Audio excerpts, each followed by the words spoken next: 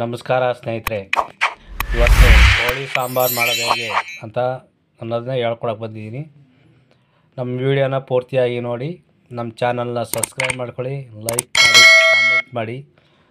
ಈಗ ನೋಡ್ತಾ ಇದ್ರಲ್ಲ ವಿಡಿಯೋ ನೋಡಿ, ಈ ಥರ ಸೂಪರಾಗಿ ಸಿಂಪಲ್ಲಾಗಿ ಮಾಡೋವಂಥ ಒಂದು ಚಿಕನ್ ಅಂದರೆ ಕೋಳಿ ಸಾಂಬಾರು ಮಾಡೋದನ್ನು ಹೇಳ್ಕೊಳಕ್ಕೆ ಬಂದಿದ್ದೀನಿ. ಕೋಳಿ ಸಾಂಬಾರು ಮಾಡೋದಕ್ಕೆ ಬೇಕಾಗುವಂಥ ಅಡುಗೆ ಸಾಮಗ್ರಿಗಳು: ನಾವು 2 kg ಚಿಕನ್ ತಗೊಂಡಿದ್ದೀವಿ.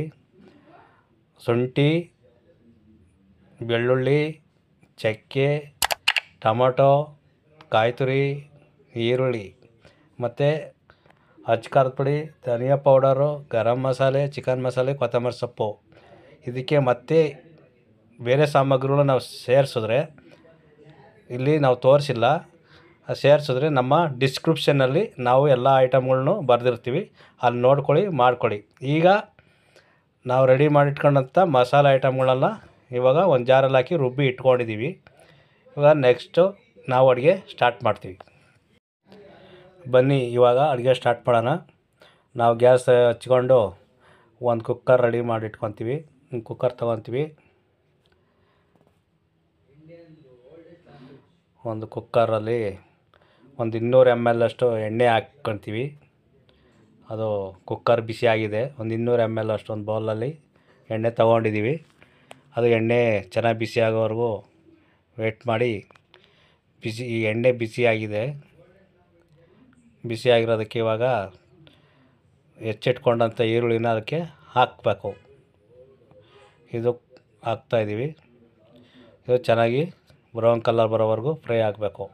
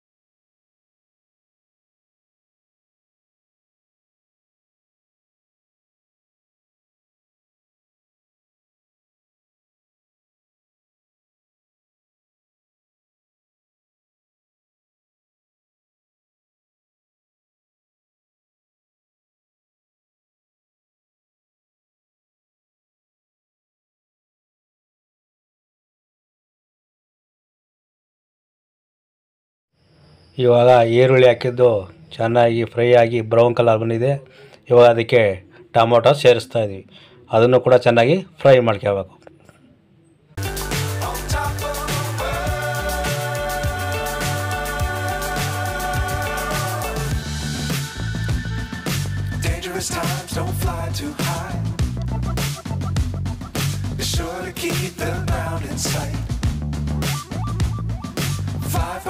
If you keep it tight,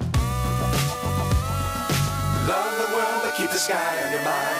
Flying, get on board. We're soaring on top of the world.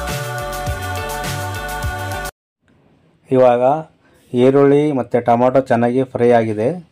ಇವಾಗ ಇದಕ್ಕೆ ಚಿಕನ್ನ ಹಾಕ್ತಾಯಿದ್ದೀವಿ. ಹಾಕ್ಬಿಟ್ಟು ಅದು ಕೂಡ ಚೆನ್ನಾಗಿ ಫ್ರೈ ಮಾಡ್ಕೋಬೇಕು. ಅದರ ನೀರಂಶ ಎಲ್ಲ ಬಿಟ್ಕೊಳ್ಳುತ್ತೆ. ನೀರಂಶ ಎಲ್ಲ ಡ್ರೈ ಆಗೋವರೆಗೂ ಚೆನ್ನಾಗಿ ಫ್ರೈ ಮಾಡ್ಕೋಬೇಕು.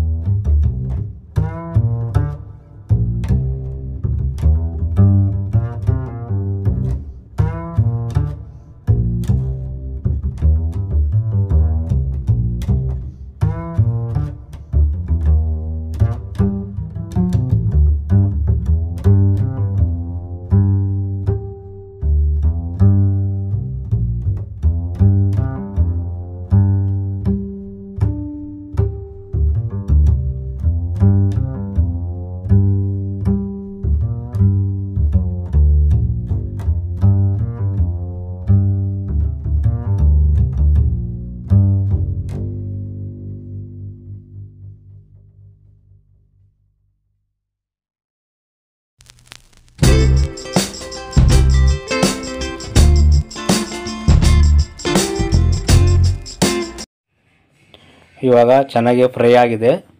ನೀರು ಸ್ವಲ್ಪ ಕಡಿಮೆ ಆಗಿದೆ, ನೀರು ಬಿಟ್ಕೊಂಡಿದ್ದು ಸ್ವಲ್ಪ ಕಮ್ಮಿ ಆಗಿದೆ. ಇವಾಗ ನಾವು ರುಬ್ಬಿಟ್ಕೊಂಡಂಥ ಮಸಾಲೆ ಎಲ್ಲ ಐಟಮ್ನೆಲ್ಲ ಹಾಕ್ತಾಯಿದ್ದೀವಿ.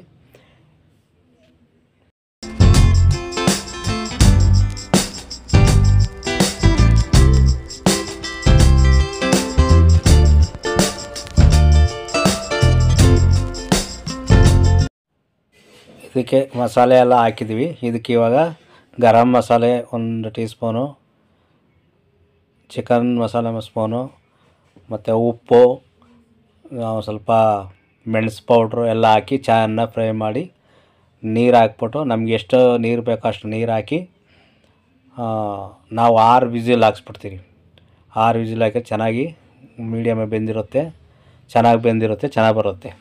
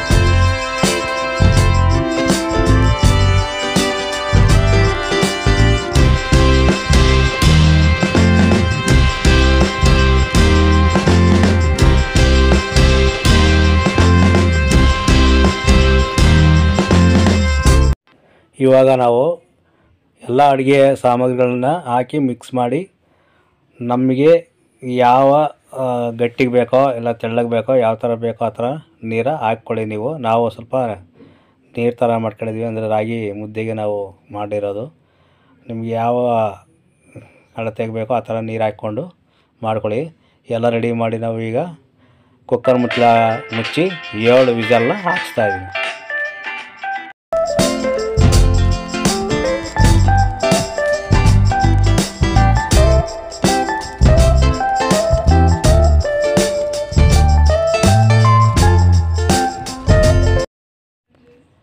ಇವಾಗ 7 ವಿಸಲ್ ಆಗಿದೆ. ಬನ್ನಿ ಇವಾಗ ಓಪನ್ ಮಾಡೋಣ. ಹೇಗೆ ಬಂದಿದೆ ಏನು ಅಂತ ಗೊತ್ತಾಗುತ್ತೆ ನೋಡಿ. ಓಪನ್ ಮಾಡ್ತೀನಿ ಇವಾಗ. ಓಹೋ ಚೆನ್ನಾಗಿ ಬಂದಿದೆ. ಚೆನ್ನಾಗಿ ಒಳ್ಳೆ ಪರಿಮಳ ಬರ್ತಾಯಿದೆ, ಘಮ ಘಮ ಅಂತ. ಇನ್ನೂ ಏನು ಯೋಚನೆ ಮಾಡ್ತಾಯಿದ್ಯಾ ಗುರು? ಹೊಡಿ ಒಂದು ಲೈಕು, ಹೊಡಿ ಒಂದು ಕಾಮೆಂಟು, ಹಾಕು ಒಂದು ಸಬ್ಸ್ಕ್ರೈಬ್ ಮಾಡ್ಕೊ. ಏನು ಗುರು ಎಷ್ಟೊಂದು ಯೋಚನೆ ಮಾಡಿ ನೋಡ್ಗುರು ಹೆಂಗೆ ಬರ್ತಾಯಿದೆ. ಇದ್ರ ಜೊತೆಗೆ ರಾಗಿ ಮುದ್ದೆ ಮಾಡ್ತೀವಿ ನಾವು. ಹೆಂಗಿರುತ್ತೆ ಟೇಸ್ಟು ನೀವು ಒಮ್ಮೆ ಮಾಡಿ ನೋಡಿ. ನೀವು ಮಾಡಿದ ಅಡುಗೆ ಹೆಂಗೆ ಬಂತು ಏನು ಅನ್ನೋದೊಂದು ಕಾಮೆಂಟ್ ಮಾಡಿ. ಹೊಡೀರಿ ಒಂದು ಕಾಮೆಂಟು ನೋಡಿ. Chicken sambar ready. ಇವಾಗ ಟೇಸ್ಟ್ ಮಾಡುವಂಥ ಸಮಯ. ಇವಾಗ ಚಿಕನ್ ಸಾಂಬಾರು ಸೂಪರಾಗಿ ಬಂದಿದೆ. ನೀವು ಅಡುಗೆ ಮಾಡೋದನ್ನು ನೋಡಿದ್ರಲ್ಲ, ಇದನ್ನು ನೋಡಿ ನಿಮ್ಮನೆಗೂ ಮಾಡಿ ಅಡುಗೆ ಹೇಗೆ ಬಂತು ಅನ್ನೋದು ಅನುಭವನ ನಮಗೆ ಕಮೆಂಟ್ ಮೂಲಕ ತಿಳಿಸಿ. ಪೂರ್ತಿಯಾಗಿ ವಿಡಿಯೋ ನೋಡಿದ್ದಕ್ಕಾಗಿ ಧನ್ಯವಾದಗಳು.